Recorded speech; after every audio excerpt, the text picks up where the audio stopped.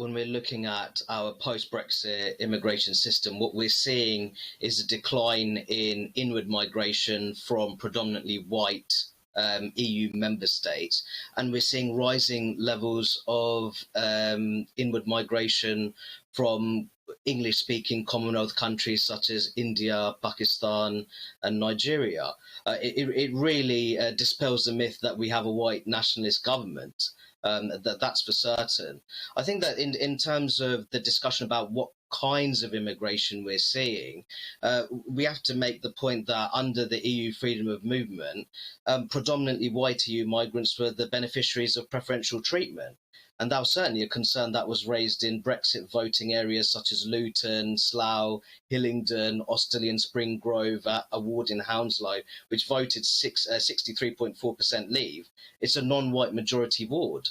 So I think what's really interesting is that we're seeing that Brexit voters are not necessarily a monolithic bloc when it comes to immigration. You'll have some Brexit voters who are deeply concerned by rising levels of migration from non-EU countries such as India, Pakistan, Nigeria and the Philippines, while you have more internationalists who may be relaxed about migration coming from these countries. So a number of myths are being dispelled here.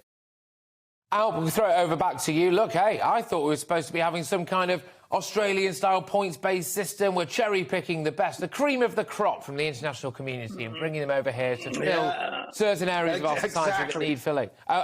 Is there any evidence that that's happening, Al? I don't think so, frankly. And you put your finger on it, actually, why it all went down well during the election. A points-based system based on the Australian one.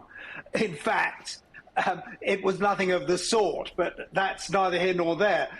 Now, you say that more immigration is bound to come because we're no longer attracting them from the EU. Well, 2 points on that.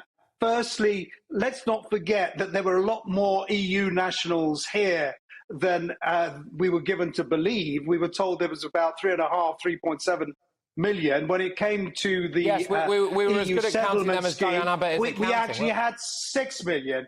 And brightest and the best? I don't think so. It's the cheapest, I think, that we are after, not the brightest and the best in the least. That is my feeling.